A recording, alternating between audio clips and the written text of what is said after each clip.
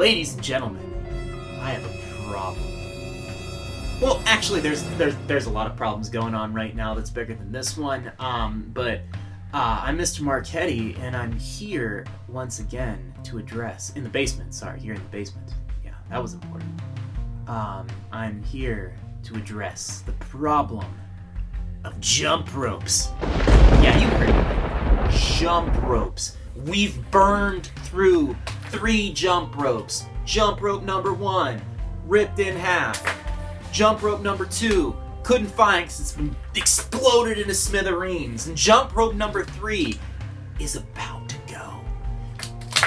There's a problem here. Now, there's a difference when we just talk about problem solving in general versus engineering a solution. So a solution could be problem solving in general. I go on Amazon and I buy another jump rope, burn through another jump rope, call it a day. But what I want to do is engineer a solution here so we're not going through, 4 to 5 jump ropes in 2 to 3 months. That is a problem because something is amiss. So when we talk about just randomly solving a small problem, like what should we have for dinner, or anything like that, you can solve it in just common ways. You can do anything you want, in all honesty. But when we talk about engineering a solution, there's a few more steps to that, and typically you come out with a better product. So even you can apply engineering a solution to making dinner too. I don't want to say you can't engineer a dinner or anything like that. Meal planners definitely are considering how to engineer a meal. But it's different than just, solving a common problem. Does that make sense? All right, so when we talk about engineering a solution, the first step you need to take is truly identify what it is that you as an individual or what society or what your company or whatever feels is problematic. What is the issue? And then you need to identify the constraints. So in my personal example right here with the jump ropes, the issue, the actual problem is we keep snapping them in half. Now it's not me, it's Mrs. Marchetti. She's the avid jump roper in the family. She's intense. I can't jump rope, so any jump roper is intense. But this happens more than once. See, this is a plastic cord right here. While jumping, it just snapped in half. And what's happening is they get frayed. I don't know if you can see that on the screen, but they get frayed. Here's one that is actually a jump rope that is a steel wire encased in plastic, and it's now duct tape because I don't know if you can see that, but the metal and the plastic starts to fray and it just gets worn down.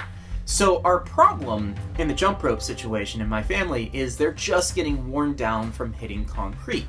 That is the problem. Now some of the constraints in our situation are that, I've got my little cheat sheet here. The constraints are what we have to work within. And if you don't identify what the actual problem is in the constraints, you can get an outcome that's unintended, or you can, lead to some new problems. So for instance, in my jump roping situation, if I said, well, just get an extension cord and start jumping with that. Well, problems would arise when, that one breaks, the extension cord breaks, and then we don't have an extension cord. Or, she goes to jump with the extension cord and it's too short to reach over her body. So it's important to really identify what the constraints are, what you're confined to, and what the rules are to the game and the problem solving, so to speak. So here are some constraints in my jump roping situation, and creating a new one for Mrs. Marchetti, a better one for Mrs. Marchetti. So Mrs. Marchetti's 5'4", which means the jump rope has to be taller and longer than her, and you can make that arc over her head. Regular jump ropes, she does not get a strong of a workout with as she does with weighted jump ropes, and she prefers the rope and the handlebars or something to have a little weight to it. She prefers a jump rope that doesn't give her blisters, because if the jump rope gives her blister, then no more jump roping, which is an issue for her. The rope, when you jump, certain jump ropes twist and they get wrapped up around your hands, and that's something she doesn't want. She particularly looks for models where that doesn't happen.